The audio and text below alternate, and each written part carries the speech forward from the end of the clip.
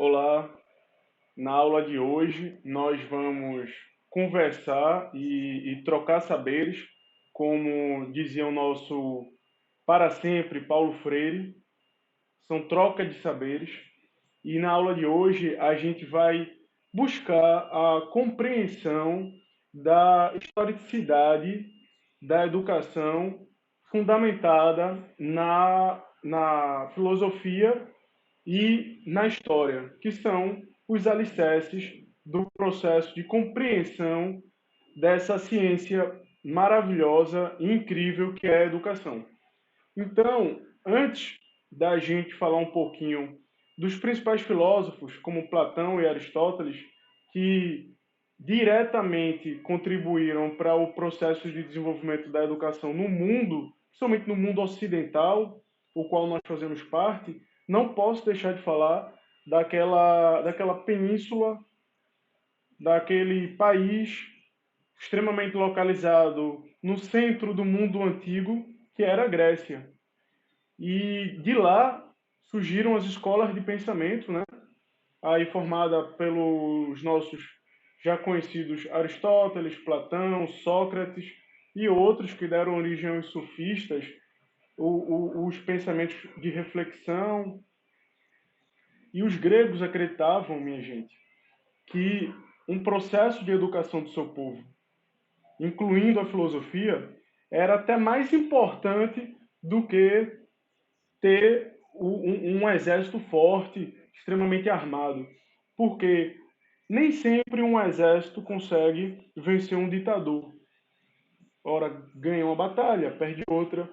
Mas um povo com a capacidade de raciocínio, com a capacidade de reflexão que a filosofia alimenta no indivíduo, trouxe como contribuição nesse formato, nesse modelo que surgiu lá na Grécia, grandes contribuições para a sociedade, contribuindo com tudo que nós temos hoje, praticamente enquanto conceito de cidadania, conceito de cidadão e também de estrutura enquanto sociedade.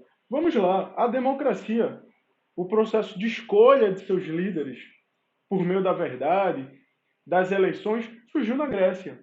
O formato de justiça, onde o condenado, o réu, ele tinha a oportunidade, ele tem, como hoje, né, de se defender diante das ameaças, um júri, um conselho, um juiz, um advogado, também surgiu na Grécia Antiga.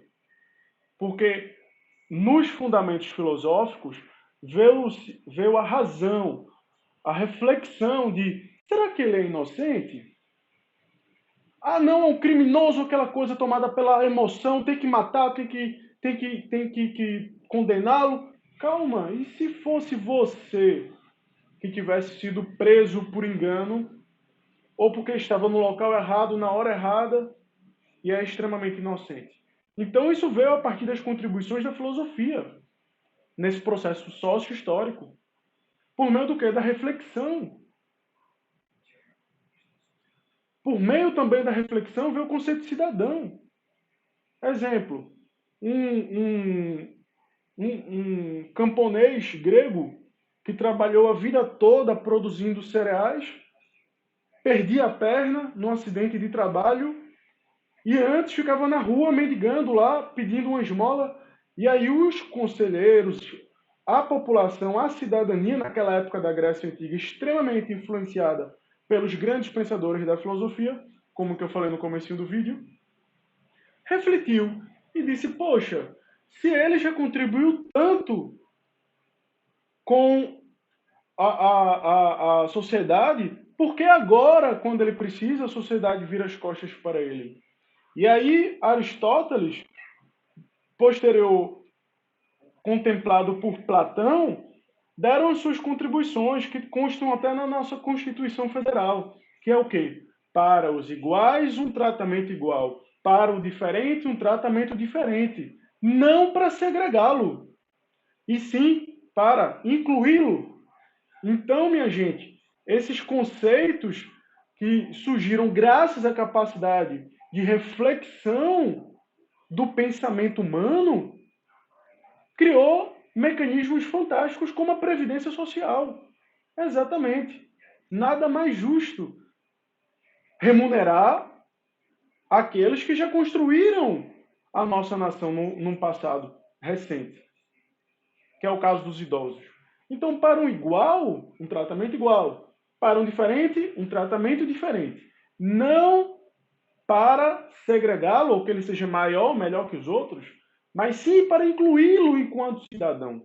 E esse conceito maravilhoso, ele norteia hoje o SUS, ele norteia as políticas educacionais de inclusão, daquele aluno que tem TDAH, déficit de atenção, hiperatividade, autismo, e outros com outras necessidades especiais. E aí, graças ao fundamento filosófico, a sociedade atual tem esses mecanismos de cidadania que vem desde a Grécia Antiga, passou por Roma. O Império Romano já possuía uma previdência extremamente estruturada, que contemplava homens e mulheres. Desde que eles tenham contribuído com a previdência durante um determinado período, os fóruns romanos administravam isso. Então, a contribuição dada por esses antigos pensadores na filosofia, eles fundamentam o que temos hoje como mundo ocidental e 99% das suas ferramentas de inclusão, de cidadania. Inclusive, isso é um dos princípios do SUS. Para os iguais, um tratamento igual, para o diferente, um tratamento diferente. Não se trata com igualdade, se trata com equidade, atendendo às necessidades do indivíduo. E por falar agora de indivíduo e sociedade, eu não posso deixar de abordar para vocês, nesse contexto de história e filosofia da educação, o nosso querido Aristóteles. Exatamente, Aristóteles, que foi contratado pelo rei Filipe da Macedônia para dar educação de qualidade para seus cidadãos e filhos, como, por exemplo, o Alexandre o Grande e outros conquistadores da época, que deram uma grande contribuição para a educação e formar o mundo ocidental que temos hoje. Por exemplo, Alexandre o Grande criou 18 bibliotecas e difundiu o idioma grego para todo mundo conhecido na época. Somente aquele trecho ali do Mediterrâneo, que é do Egito até a Índia. Então, a educação é o maior legado que um rei, que um presidente, que um primeiro-ministro pode deixar para o seu país. E aí, falando de Aristóteles, a gente parte do pensamento aristotélico, que é maravilhoso, que é aquele que, se quiser mudar o mundo, comece a mudar por ti mesmo. O comportamento, o pensamento filosófico de Aristóteles, um dos principais contribuições dele é essa, de que o indivíduo é o sujeito de responsabilidade. Então, mesmo que sozinho você não faça uma diferença, você já está fazendo a contribuição para essa diferença. Ainda que sozinho. Então, Aristóteles, ele traz a responsabilidade para o indivíduo. Você é responsável. Você é responsável pelo seu sucesso, pelo seu fracasso, pelas suas conquistas, pelas suas derrotas. Essa é a visão aristotélica que, mais para frente, deu origem a uma visão também adotada, né, por grandes pensadores, a gente vai chegar lá daqui a pouco, que influenciaram diretamente São Tomás de Aquino e Santo Agostinho. Sendo São Tomás de Aquino uma ótica mais aristotélica do indivíduo. Até porque, se a gente for estudar a história de Santo Agostinho, ele fez uma grande... Opa, caiu aqui o fone, desculpa. Ele fez uma grande transformação na sua própria vida. Ao ter aceitado o cristianismo naquela época, se convertido e ter mudado a sua vida. Então, esse conceito de Aristóteles a gente vê muito na historicidade, na contribuição de Santo Agostinho. E Platão, professor Nélio? Fale um pouquinho de Platão, que também é um grande filósofo que fundamenta a sociedade a qual nós estamos e também a educação enquanto ciência, enquanto ferramenta de desenvolvimento e progresso da sociedade.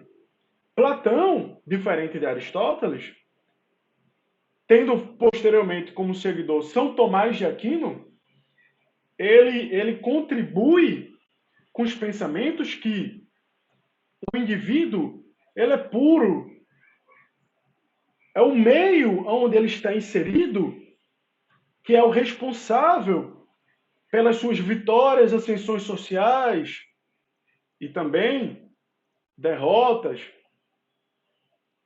e levá-lo para o mau caminho, para a criminalidade, é o meio onde este indivíduo está. E a gente percebe muito isso, onde São Tomás de Aquino fala da necessidade, na época, né, junto aos jesuítas, a da catequização, e aí surgiram, né, a Companhia de Jesus, que foi responsável, junto aos jesuítas, a catequização dos índios aqui, trazendo a educação junto com esse processo para as terras recém, né, descobertas ou invadidas, né, da América pelos europeus. Então, a gente observa que, de um lado, a gente tem a ótica platônica, onde o indivíduo é fruto do meio, onde ele está inserido, e do outro lado, nós temos uma ótica aristotélica, que essa responsabilidade depende do indivíduo, não necessariamente do meio onde ele está. E ambos os filósofos estão extremamente atualizados a essa ótica que estamos vivendo no século XXI, minha gente. O mundo passa por mudanças, o Brasil está passando por mudanças, e a gente observa que, de um lado, grande parte da população diz: o indivíduo é criminoso se ele quiser, não importa se ele está lá, foi criado dentro de uma boca de fumo, ou se os pais são criminosos, ele é safado se ele quiser, ele é criminoso se ele quiser. Isso é uma acusação muito fundamentada em Aristóteles.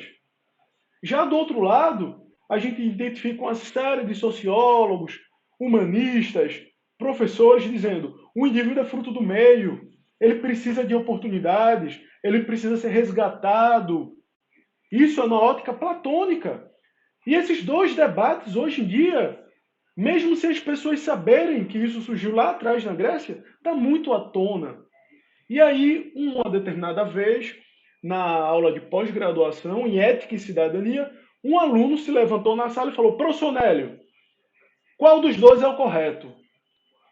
Qual dos dois é certo? São Tomás de Aquino, Santo Agostinho, Aristóteles, Platão, qual deles? Desses sentimentos, dessas filosofias sociais que fundamentam o Ocidente e tudo que nós conhecemos enquanto mundo e enquanto educação e modelo educacional e perspectiva do retorno dessa educação a qual é proporcionada às crianças e jovens. Qual dos dois é o correto? E eu afirmo para vocês que os dois estão corretos.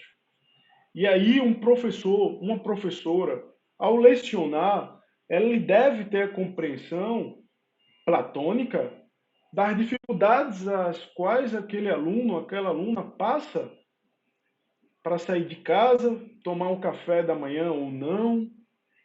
A família for muito humilde, às vezes não tem nem o que ofertar a essa criança. Muitas vezes um pão seco com água e um leite muito ralo. E aí? É difícil, né, educar com a barriga vazia essas crianças.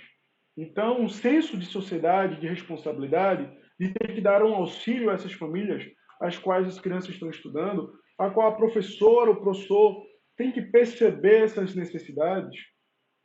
É uma ótica bem mais platônica.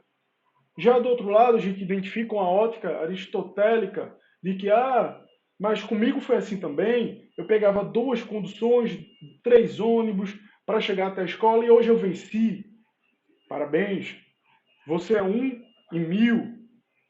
Feito o Alexandre o Grande, 1 em 1000 ele venceu, tendo sido aluno do Aristóteles. Então, na aula de hoje, minha gente, como vocês já perceberam, a gente está mostrando um pouco, né, dessa diferença do que é esse conceito de história que surgiu lá na Grécia, com os pensadores, com esses filósofos, dos quais a gente destaca Aristóteles e Platão, também tendo tido a contribuição de Sócrates e outros das escolas platônicas e aristotélicas, mas que difundiram dessas escolas lá na Grécia. A filosofia patrítica, certo? Com acento no i, patrítica, ela vem dos padres, certo? Ela teve essas primeiras tentativas de conciliar a fé com a razão grega. E um contemporâneo nesse período é o Camões, exatamente. Primeira escrita da língua portuguesa foi Camões, que produziu em sua maravilhosa obra As Ribeirinhas. E em 2017, eu tive acesso no Museu Camões a ver essas obras maravilhosas da língua portuguesa. E era muito engraçado, porque Camões ele sempre misturava esse novo cristianismo, essa nova fé que estava surgindo, né, com a filosofia, a mitologia grega. E ali ele fazia um misturado dos deuses antigos com o novo Deus, o Deus desconhecido, o qual São Paulo apóstolo, né, utilizou essa ferramenta por meio de sua inteligência, e os gregos aceitaram, porque existia o altar do Deus desconhecido na Grécia.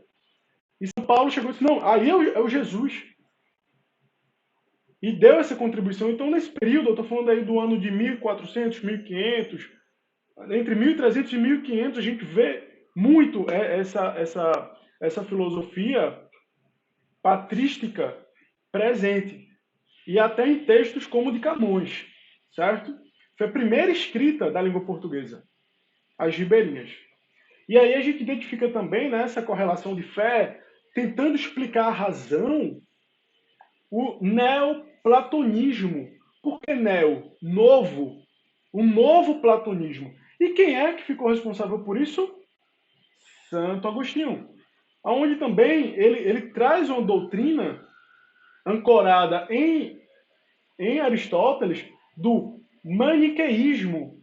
Professor Nélio, o que danado é maniqueísmo? É a doutrina que dividiu o mundo entre o bem e o mal, o bom e o ruim. E isso influenciou muito a igreja na época, num período barroco, onde a gente identifica os anjos como o bom, e na mesma igreja, ali representado, a figura do demônio, do mal, do ruim. Uma das características do barroco, inclusive do barroco brasileiro, é essa dualidade entre o bem e o mal, entre o bom e o ruim, que surge nas escolas, né, de contribuição de Santo Agostinho, do maniqueísmo, certo? O mal é a ausência do bem, causado pelo livre-arbítrio. Santo Agostinho, 354, 430 depois de Cristo. Ele traz também o fundamento de sabedoria, a ética, diretamente ligada à moral cristã, que proporcionava o quê? A felicidade aos seus indivíduos.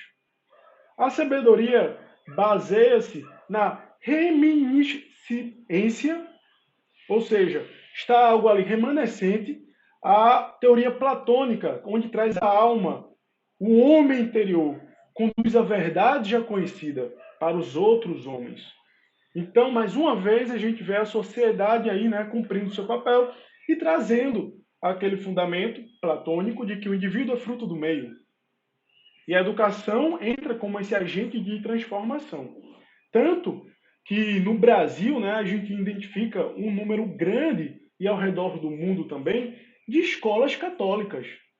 Exatamente, são grupo salesiano, grupo marista, grupo das damas, grupo jesuíta com a Universidade Católica. Na própria criação da Universidade Vale do Acaraú, houve uma participação muito grande dos padres lá na região do Vale do Acaraú, e que isso tem uma finalidade. Porque essa teoria da iluminação, o ato de conhecer a verdade, é aquilo iluminado por Deus nessa historicidade, nesse período da história, que a gente trouxe lá de trás da Grécia e foi trazendo até esses doutores da Igreja Católica, que foi São Tomás de Aquino e Santo Agostinho, e trazemos essa abordagem que reflete na educação cristã, na educação brasileira, que só veio perder espaço com a LDB, com a criação lá com Getúlio Vargas, onde ele assume a educação como política de Estado. E aí faz valer o que Deodoro da Fonseca, com a criação da República, separa, né, o Estado da Igreja e passa a ter o Estado laico nas escolas, nas universidades, no Brasil. Mas com herança gigantesca desse conceito histórico católico e que foi trazido pela Companhia de Jesus, pelos jesuítas aqui para o Brasil, começando entrando por São Paulo, pelo sudeste do país. Depois eles foram expulsos de Portugal por se contrapor ao rei.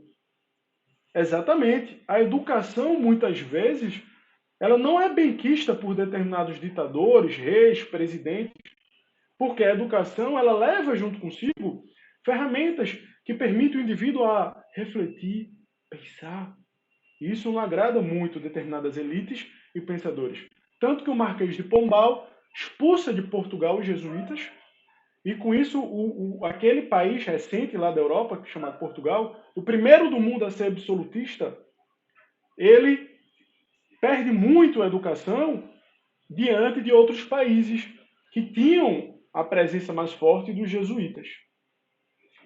A gente chama atenção também na contribuição de São Tomás de Aquino. Ele, de 1225 a 1274, ele veio antes de Santo Agostinho. Exatamente. A gente verifica também a escolástica.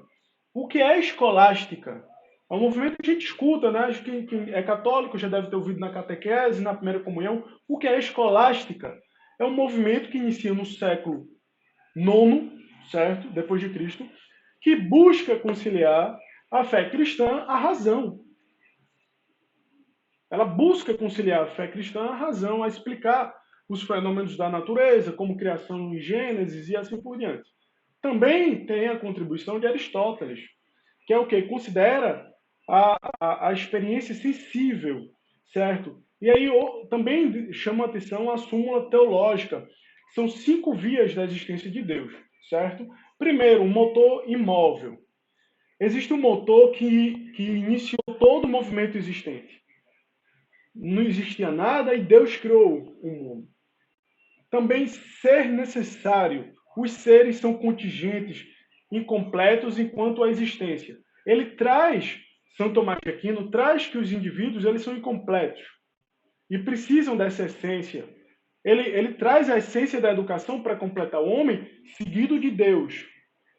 O que mais para frente, no século XIX, diversos cientistas falam que São Tomás de Aquino utilizou-se da educação como ponte para catequizar e para trazer o cristianismo nesse período, né, bem anterior às grandes navegações e à era dos descobrimentos. Eu estou falando aí de 1225, depois de Cristo, certo? 1225. Também trazem nessa ótica o ser perfeito. Os seres possuíam graus de perfeição. E aí, por isso, a nobreza buscou tanto educar seus filhos. Os príncipes tinham conhecimento de astronomia, a filosofia, a várias línguas, em busca desse ser perfeito, iluminado por Deus, o qual a educação proporciona. A gente também identifica nessa ótica de São Tomás de Aquino a inteligência ordenadora. O universo possui uma ordem perfeita e a inteligência humana que possibilita compreender os animais, as colheitas, o período, o tempo de gestação de uma mulher grávida, a cura de doenças. Então, começa a partir daí uma perda daquele ciclo medieval que tudo estava justificado a um inferno, a demônios que causavam doenças, peste negra, pandemias, e por meio da educação, dessa razão e fé, tentada explicar por São Tomás de Aquino e, posteriormente, por Santo Agostinho, eles identificam, né, que o universo possui uma ordem perfeita. E aí existe essa questão da inteligência ordenadora dentro desses 5 pilares do que se acredita, né, ser essas vias da existência de Deus, extremamente aplicadas à educação naquela época e até hoje em vários colégios católicos e até algumas universidades também católicas. Tanto que eles dominam até hoje as universidades pontifícias, a PUC do Paraná, a PUC de São Paulo, a Universidade Católica de Pernambuco, dentre outras. Causa e efeito. O todo efeito é atribuído a uma causa. E aí eles trazem essa mescla do que é Aristóteles e Platão, trazendo um patamar neutro, o que proporciona um pouco de paz ao indivíduo e ao progresso dessa sociedade. Como assim, professor Nélio? O indivíduo, a criança que está ali naquele meio de criminalidade, ela pode ser resgatada. É um dever da sociedade fazer isso. Assim como também começou a surgir os primeiros movimentos de compreensão dessa criança. Como assim, professor Nélio? Nós temos muitas vezes um aluno rebelde na sala que joga o caderno no professor. Cabe aí uma interpretação filosófica de Platão. Posteriormente, de Santo Agostinho, junto com São Tomás de Aquino e com o próprio Aristóteles. Poxa, será que a gente deve jogar todo esse esforço no indivíduo? Essa criança como culpada por ruindade, porque ela escolheu ser ruim? Ou o meio onde ela está inserida é que está gerando isso? Muitas vezes por ter um pai alcoólatra, uma mãe que agride essa criança todos os dias, essa criança assiste o pai agredir a mãe, uma família totalmente desestruturada, e ela chega num ambiente novo, um ambiente diferente, chamado escola. E aí a gente traz um grande pensador contemporâneo, né, do século XX e pernambucano, que é o Paulo Freire. E ele traz essas reflexões dos fundamentos filosóficos e históricos da educação para incluir esse indivíduo, compreender que o ponto de partida da gente, o nosso aqui, é diferente do aqui dele, desse aluno rebelde. E que nós, como professores, precisamos entrar no mundo dele, desse aluno, nesse aqui dele, para só assim, juntos, conseguirmos chegar lá. Lá onde, professor Nélia? Lá, no desenvolvimento educacional e enquanto cidadão desse aluno, dessa aluna. É quando o professor deixa de ser monstro e passa a ser amigo, anjo, um refúgio. É onde a escola deixa de ser carrasca, uma masmorra, um elemento de tortura e passa a ser o oásis desse indivíduo, desse jovem, muitas vezes em conflito com a lei, em conflito com o mundo e com a sociedade. Muitas vezes não sabe nem por que está indo para a escola. Questionem muitos jovens, por que você estuda geografia? Não sei, professor. Você estuda geografia para compreender onde você está. E aí apaixone esse aluno por meio dos vulcões, da Caatinga, da Mata Atlântica, do Cerrado. Envolva a biologia. A compreensão para um pedagogo, para uma pedagoga, para um educador, para um processo educacionista, a compreensão de inclusão passa pelos princípios filosóficos e de historicidade que acabamos de abordar, que começa lá atrás, na Grécia Antiga, onde surgem as primeiras escolas, passa por Aristóteles, por Platão, por Sócrates, Santo Agostinho, São Tomás de Aquino, ao chegar até na LDB, exatamente, a Lei de Diretrizes e Bases da Educação Brasileira. E com grandes contribuições, como de Paulo Freire, professor Anísio e outros, que iremos ver nas próximas aulas e videoaulas. O assunto é bom, né, minha gente? Já vai para 30 minutos de aula, de vídeo, né? Por meio dessa live. E a gente encontra toda essa base. E muitas vezes eu sei que é difícil. Uma professora com 60 anos de idade, 50 anos de idade, ser xingada, sua filha para ela absorve aquilo como absurdo. Não é para absorver isso. É para a gente compreender, refletir, aonde esse indivíduo está, refletir a lei do tempo e do espaço, refletir esses fundamentos filosóficos e reverter esse aluno limão, muitas vezes amargo, azedo, em uma doce limonada, no qual se transforma em um aluno que contribui na aula, que envolve os outros alunos, que se interessa. E aí sim, é quando a educação resgata. A educação não muda o mundo, não muda. A educação muda pessoas e as pessoas mudam o mundo. Frase aí do nosso saudoso Paulo Freire. Pessoal, muito obrigado por mais este encontro. Tomar uma aguinha aqui. E é isso. Vamos seguir aprofundando, trocando saberes sobre a educação. Gratidão.